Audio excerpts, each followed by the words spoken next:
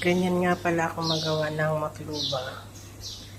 Lahat piniprito ko yan. Sibuyas, carrots, patata, talong, bell pepper, at saka kamatis. Ayan, piniprito ko yan lahat. At ito yung manok natin.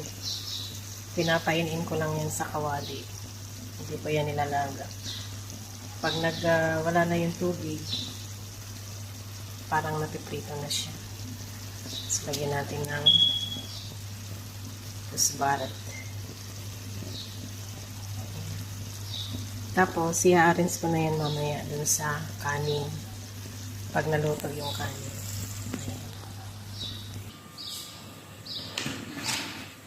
Ito pa lang yung bigas. Ito na yung kanin ko. Maya-maya, luto na yan. Imimiskala ko pa yan.